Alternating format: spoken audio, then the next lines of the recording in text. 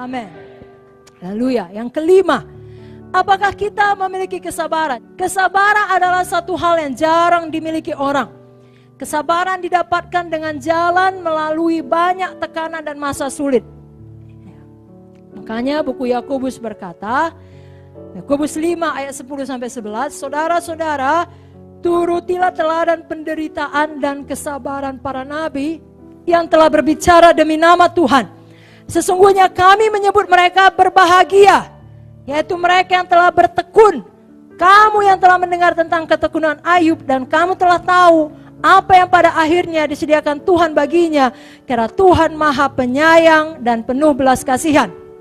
Kalau buku Roma 5 ayat 3 lebih jelas lagi, kita malah bermegah dalam kesengsaraan kita, karena kita tahu bahwa kesengsaraan menimbulkan ketekunan.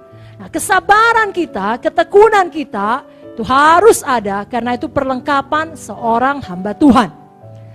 Saya bacakan 2 Korintus 12 ayat 12.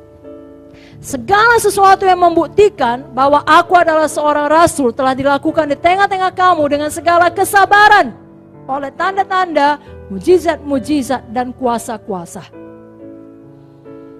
Ini adalah satu kualitas roh yang terlihat dalam diri seseorang yang mau mempertimbangkan semua perkara dengan seksama, tidak tergesa-gesa menarik kesimpulan atau lekas menghakimi. Kita tidak mau demikian. Mari kita miliki Zoe. Kita miliki kesabarannya Tuhan. Ketika datang satu masalah, saudara tidak tergesa-gesa. Saudara berdoa lebih dahulu. Saudara tanya Tuhan. Amin, saudara. Dan saudara tidak pernah mencari jalan pintas. Apalagi yang melawan hukum.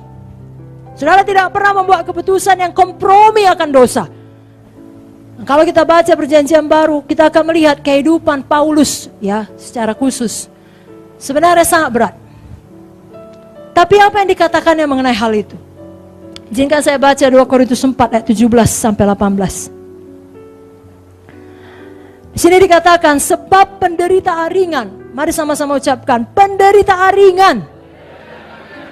Saya sambung, sebab penderitaan ringan yang sekarang ini mengerjakan bagi kami kemuliaan kekal yang melebihi segala-galanya, jauh lebih besar daripada penderitaan kami. Sebab kami tidak memperhatikan yang kelihatan, melainkan yang tidak kelihatan. Karena yang kelihatan adalah sementara, sedangkan yang tak kelihatan adalah kekal. Paulus mengalami banyak kesulitan, saudara. Banyak penderitaan.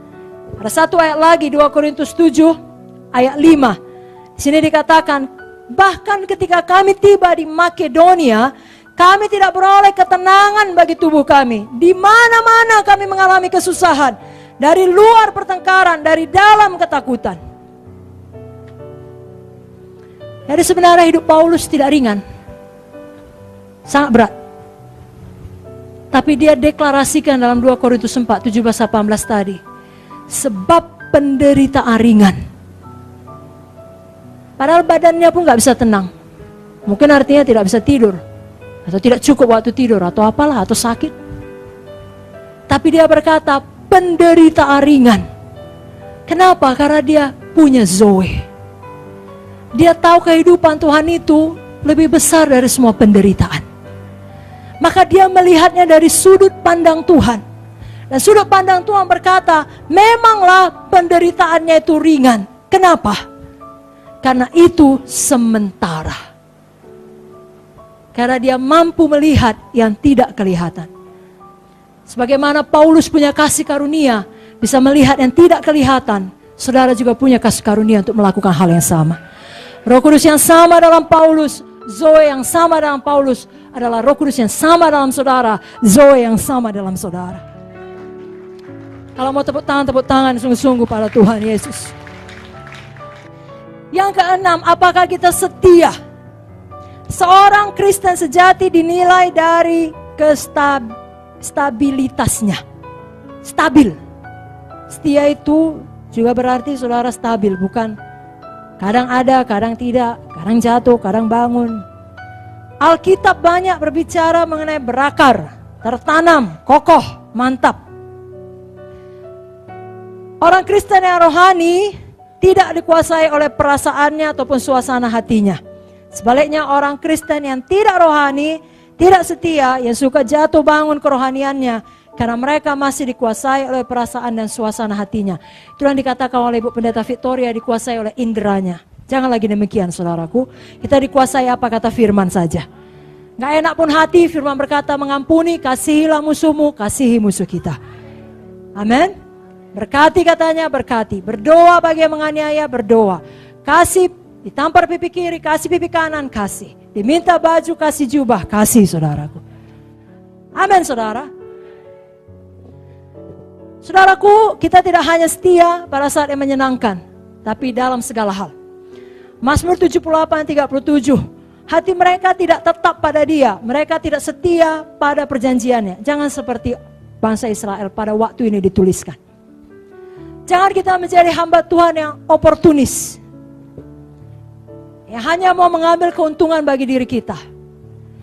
Kita tidak mau menjadi hamba Tuhan yang familiarity terhadap pemimpin dan mudah untuk digoyangkan.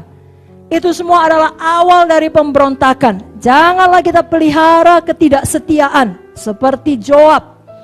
Akhir hidup Joab sangat menyedihkan. Padahal Joab sudah banyak berjasa bagi Daud.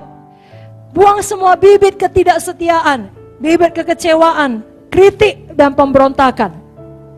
Bunuh, buang. Jangan disayangkan. Yakobus 1 ayat 14-15, tiap orang dicobai oleh keinginannya sendiri, karena ia diseret dan dipikat olehnya. Apabila keinginan itu telah dibuahi, ia melahirkan dosa. Dan apabila dosa itu sudah matang, ia melahirkan maut. Jangan biarkan sedikit pun bibit ketidaksetiaan. Itu dimulai dari bibit tidak tahu bersyukur. Semua sudah baik, saudara sangat dikasihi, panas sekali kurasa.